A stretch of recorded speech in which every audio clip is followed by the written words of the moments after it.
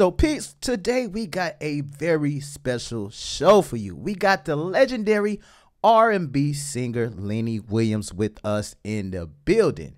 Now, y'all already know him from the song Cause I Love You. Lionel B can't sing, man, but y'all already know him from that amazing song, man. We are chopping it up in the building. In this interview, we talked about him running with the Black Panthers, him smoking on some green, and everything in between. Y'all ready for it? Let's get into it. All right, what's up, peeps? Welcome back to another episode with Lionel B on the Lionel B Show. Today, we have a very special guest in the building with us today, none other than the legendary R&B singer, Lenny Williams. Mr. Williams, how you doing today, sir? I'm good, Lionel B. How you doing? I'm well. Thank you so much for coming onto my platform. I'm super honored. One of the things I always wanted to do, I always saw that you did a lot of performances in Florida, and every time I wanted to actually come to the show, something always came up. So now, you was definitely on my bucket list to see you perform, but to be able to interview you, I'm definitely honored for that. My pleasure. What part of Florida are you in? I'm in Tampa. Tampa, yeah, yes. Yeah, I would see the flyers. I'm like, damn, he was here, and or something to be like, I done missed it, and it was already, Yeah, it was probably like a week before. I was in Fort Myers. Yeah. Oh, okay. Friday night, as a matter of fact. Yeah. Oh man, yeah. You be everywhere, huh? I'll be moving around. Yeah. That's what's up. Now, tell us a little bit about like your early upbringing. I know initially you kind of started out as a teenage preacher. And you decided to, go in a different direction. How did your family feel about that when you decided to, go into more of the circular, circular world? Yeah, they just went with it, because before I was a teenage preacher, I was a little renegade, and so just as long as I wasn't going back to that, so I got into some trouble, when I was younger. And then I got out and came home, and then a friend of mine invited me to go to church, and I went to church and did that for a few years. And then I started going to college, and I was going to college with Huey Newton and Bobby Seale. And so at that time, the direction of the church and well, I'll put it this way: it was just kind of hard to reconcile the fact that the people who were against the civil rights movement and stuff like that, they were saying that they were Christians, the Ku Klux Klan and all that kind of stuff. And so it's like, wow, we all say we were serving the same God. So it was kind of conflicting to me. So I decided to just put it to the side for a minute and do something else. And I just didn't want to. I knew God had given me the gift of using my voice for singing and for preaching. So I decided to just go after singing. Gotcha. Now tell us a little bit about what was that like actually being around Huey Newton and Bobby Seale was that the Black Panther era when you it just didn't start. Matter of fact, I was with them when they got the idea. They first I don't know if when they got the idea, but it was pretty close to when they got the idea, when they started announcing it to people. We were going to college, we were sitting around lunchtime, in the cafeteria, and we'd sit there and have these head sessions and look up, oh man, we all missed our classes, and those just was so interesting, and we didn't know there was history being made, but definitely it turned out that definitely those were historic meetings, historic ideas, and I was there. My birthday is February 16th, and Huey's is the 17th, so we always celebrated our birthdays together and everything like that. Yeah. So, did you get an opportunity to see, the actual Black Panther movie about the Panthers, and also that newest one, Black Messiah? Yeah. Yeah. What was that like watching that? Some of it was pretty accurate, and then some of it, it was a little fiction. They had to add a little something to it, for the big screen and stuff like that. But for the most part, a lot of it was, fairly accurate. Yeah. Okay, that's pretty awesome, man. That's definitely a jewel. Being a part of that culture and just then, being able to see how it actually kind of went down and all of that.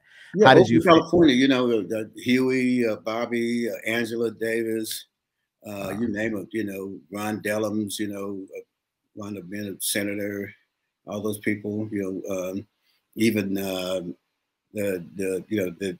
state representative we have now in Congress. I can't think of her name. Barbara Lee, who's the only person who voted against the Afghan war. All those people, just watching them in their infancy, and then watching what they became. I just try to tag along and do my thing. Yeah, yeah.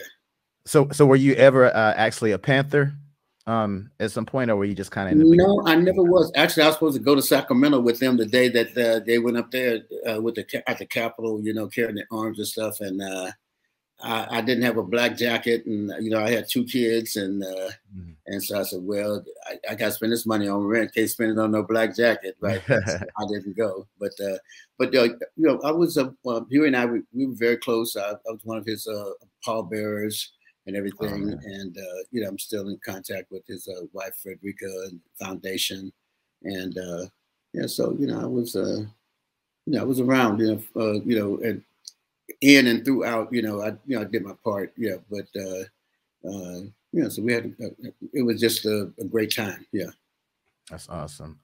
Now let's get into let's talk about the music, of course. "Cause I Love You," arguably one of your biggest hits.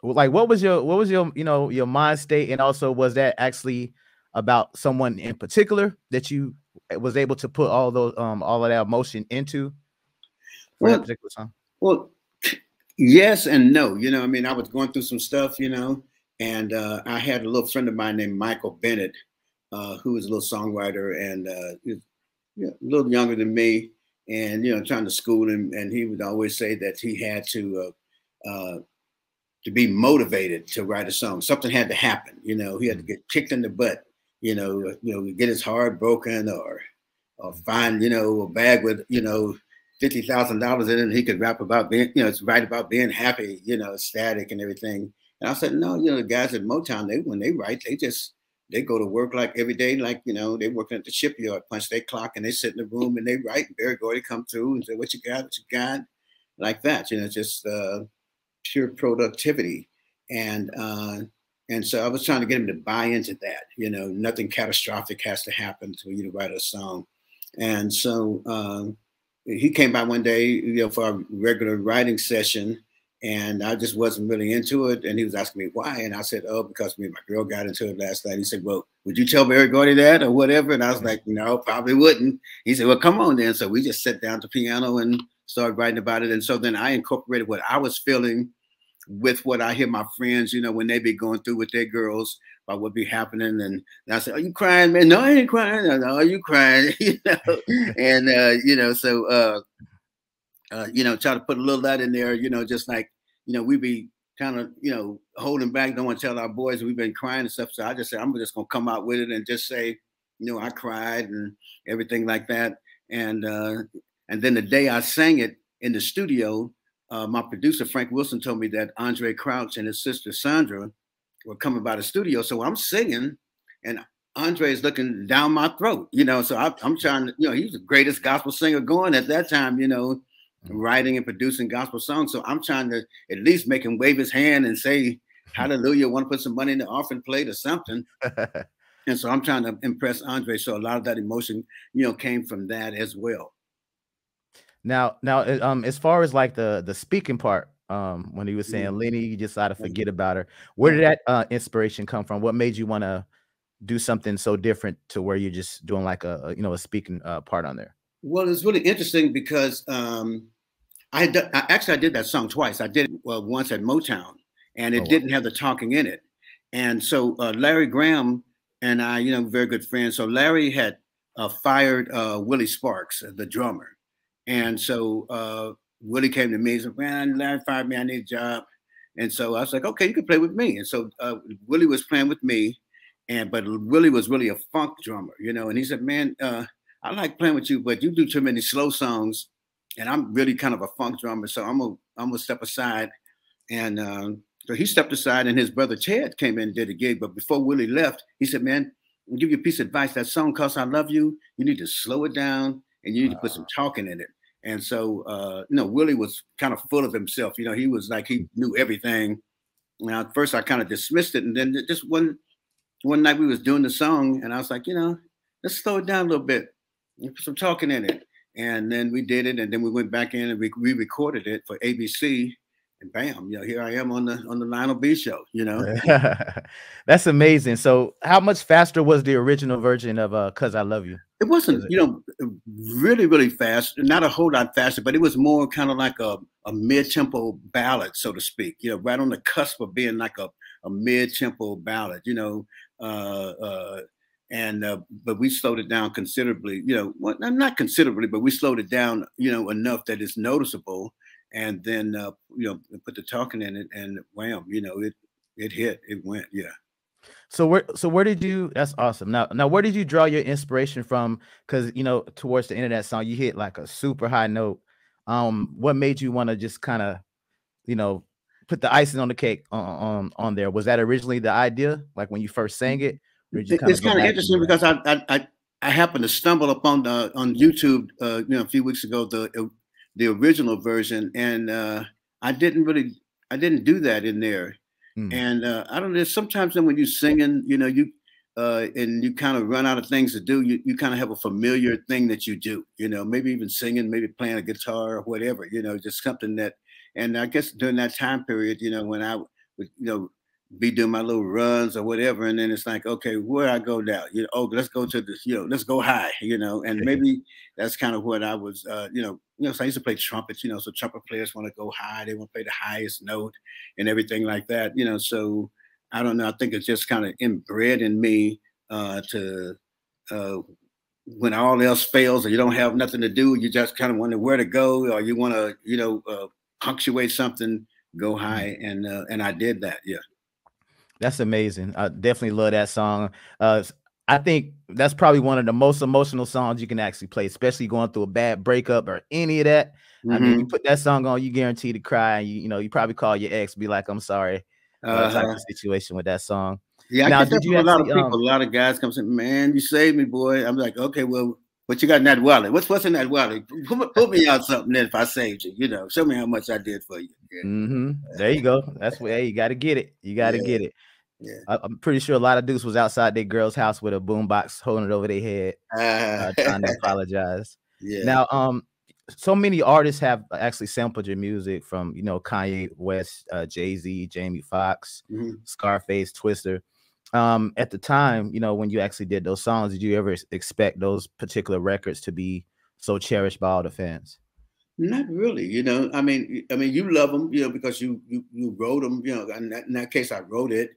And I was the publisher of the song, and so you always cherish it, and you're hoping that it distinguishes itself, and something that everybody's gonna love. But I don't know if you really know it or not. I mean,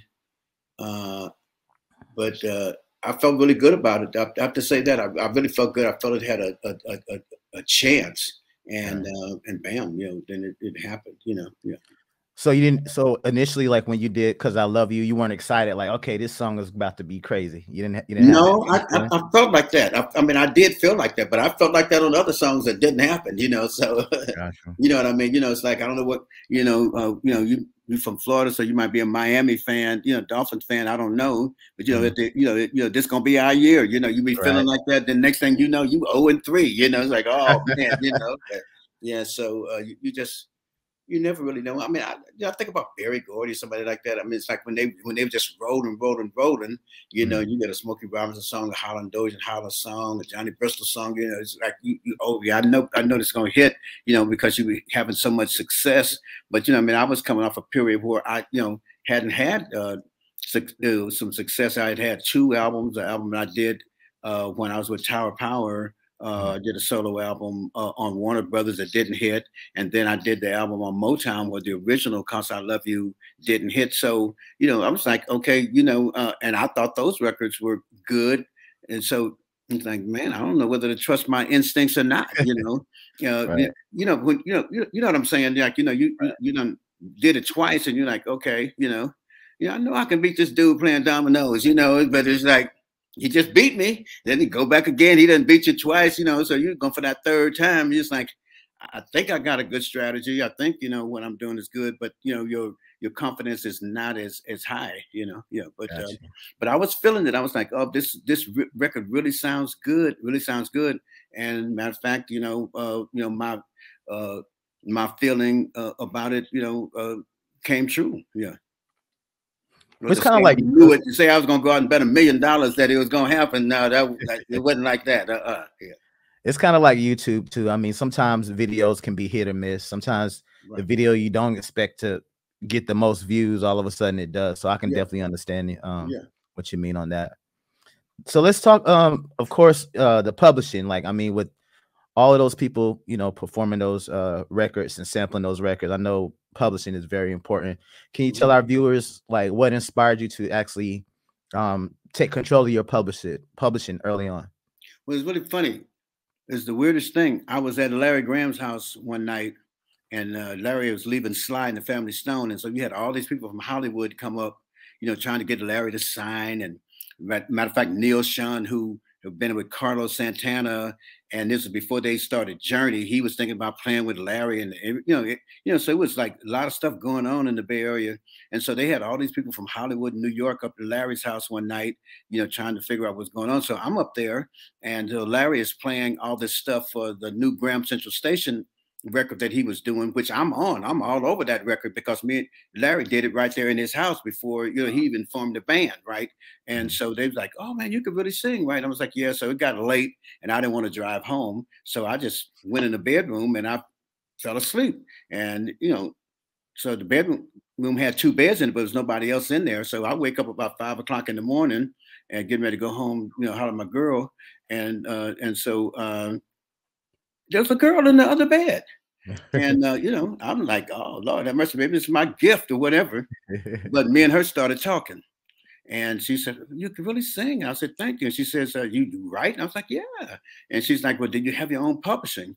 And I was like, "No, what is?" I mean, I kind of knew about publishing, but I'm thinking publishing is something that guys in white shirts and on the avenues of America, or some big building in New York or Los Angeles handle.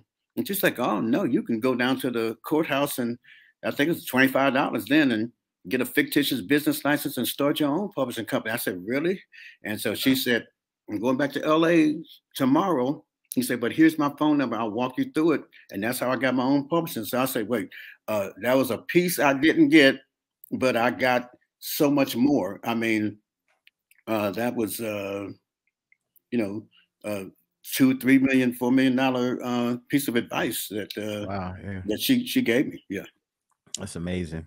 That's So I amazing. say always, my mother was a businesswoman, and I always respected, women and their, business acumen and everything, and looked at them more, you know, uh, tried to look at them equally from a physical standpoint as well as an intellectual standpoint. But that night it really brought it home to me that had I pursued the romantic avenue with her instead of trying to be intellectual and learn something or talk to her, I'd have probably wound up like the majority of people. Your first big records will be owned by somebody else.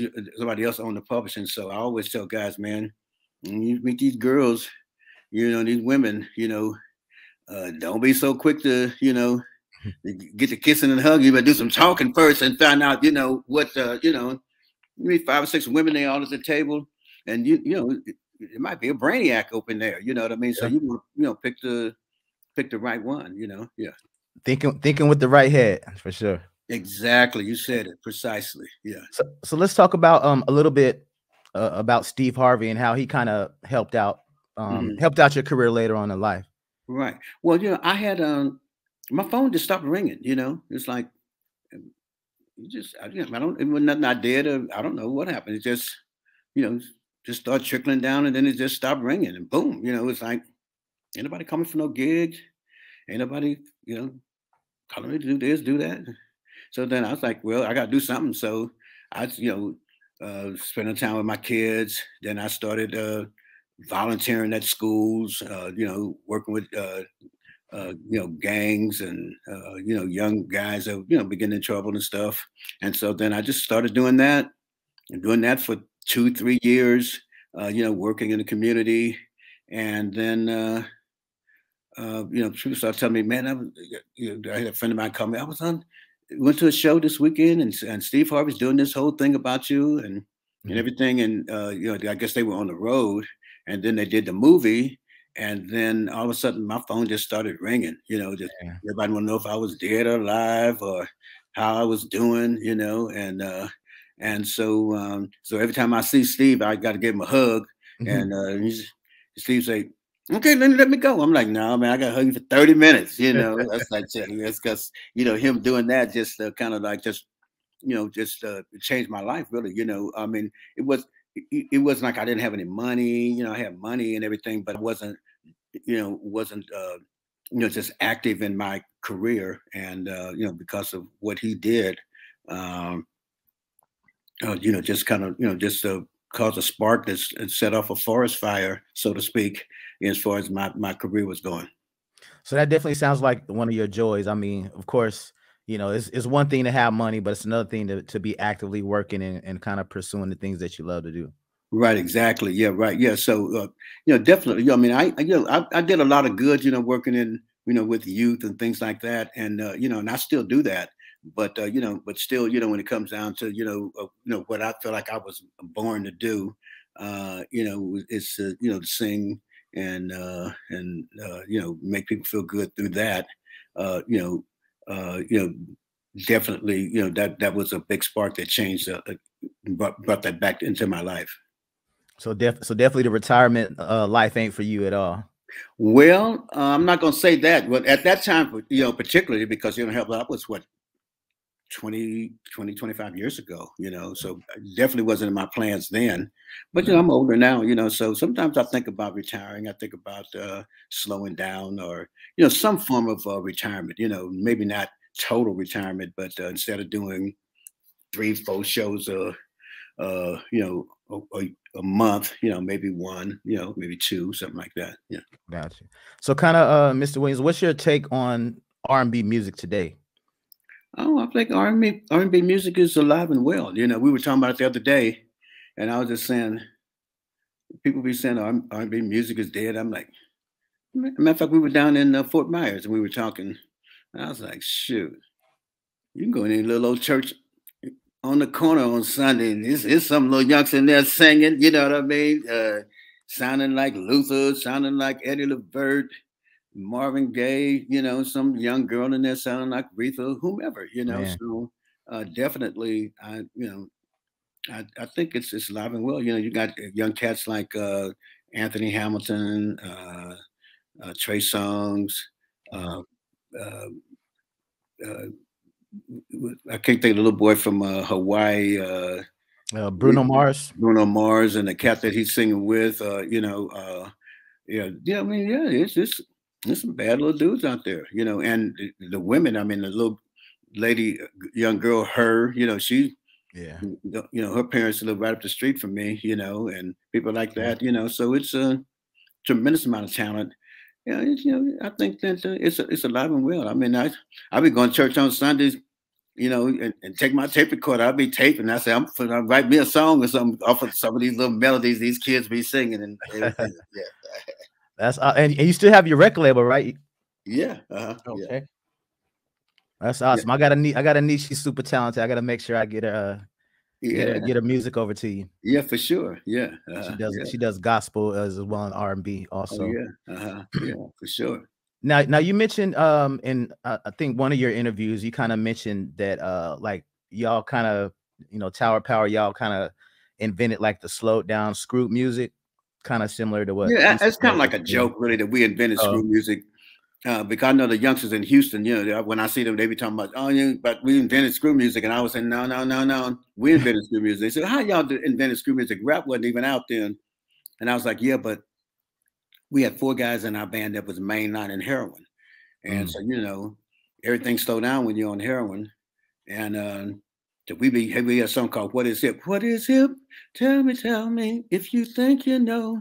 And then you could always tell when the heroin boys scored, and then slow down. If you really hip the passing, the drummer be back there trying to keep it going, keep the tempo up, but you just couldn't keep it up because half the band was slowed down on the heroin. So I always tease them and say that we invented screw music.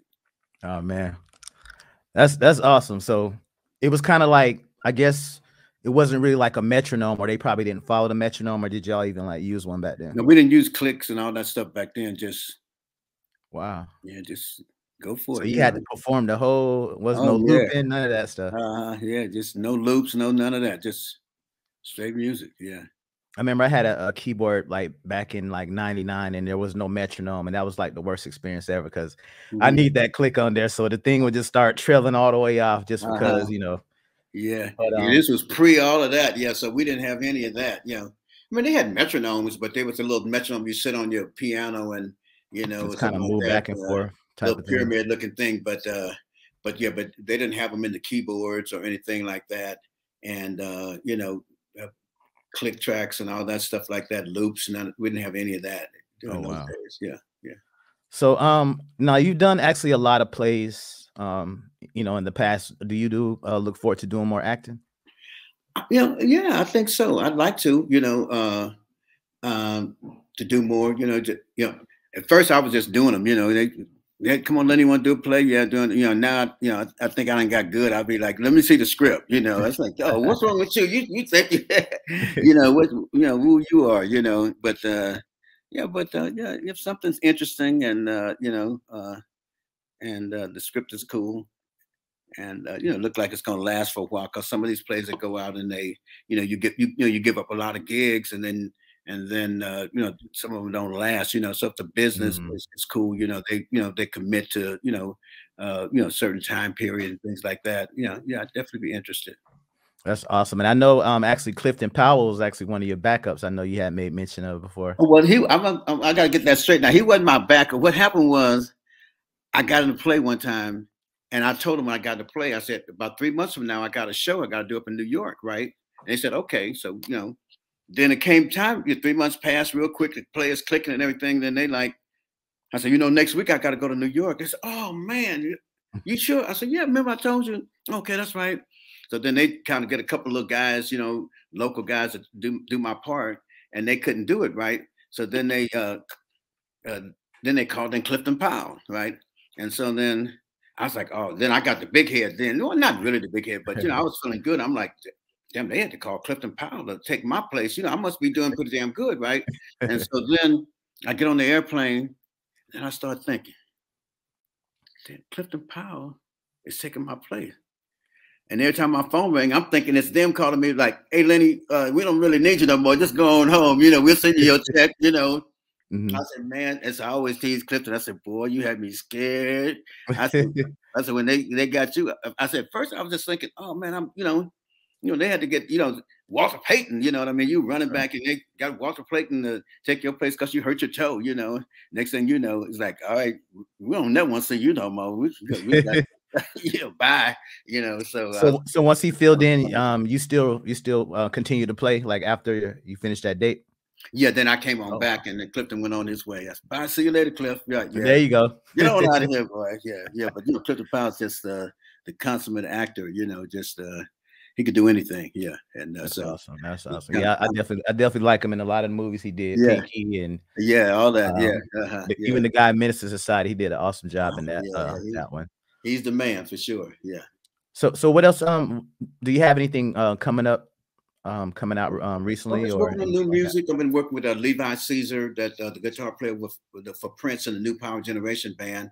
Been working with him for the last few years, just writing songs and putting music out. We got a song out called Southern Girl, song called Fine, and putting them up on the internet, and having some success with those. Got a check today, as a matter of fact. Yeah. Oh, wow. So yeah, so just keeping it moving, and looking for opportunities and trying to take advantage of them. Okay. Yeah. Any thoughts on like wanting to start a YouTube channel so you can kind of mentor some of the younger singers, anything like that? Or do I you have might something do like that. that? Yeah, I was just telling Levi last night. I was thinking about maybe next year slowing down a little bit. Trying to immerse myself into the social media thing. Mhm. Getting more adept at that, and just seeing what I can do. Out there. And if I try to just jumping to 10 feet with that, so to speak. Yeah. Okay, that's awesome. Well, we'll definitely be looking for it. We love to hear, more things about you, and also more performances. I'm pretty sure, the ladies still throwing their panties on the stage at you, I'm sure. Oh, I'm catching them too, boy. Yeah, yes. Yeah. Check out my skills. Yeah. Yeah. So it's all good, life is beautiful. Trying to stay healthy with with the pandemic and everything like that, and so far so good. That's awesome. All right, Mr. Williams. I definitely thank you for being one of my most special guests on the Lionel B Show. And shout out to the viewers for y'all tuning in. Mr. Williams, thank you so much. Yeah, my pleasure. Then we got to make sure that the next time I come to Florida, you come through now. We got to hook it up. Yeah. We got to make it happen. Yeah. Oh, yeah. Have your people hit my people, and you already know we're going to connect. We'll do that. Okay, most definitely. All right. All right, Mr. Williams. Have a great day. Good now. All right. All right. And you can take my show on the go by subscribing to the Lionel B Show podcast, available on Spotify, Apple Podcasts, iHeartRadio, Breaker, and more. On my podcast, you get everything you love about the Lionel B Show, raw and unfiltered, and even exclusive episodes only available on my podcast. Subscribe now.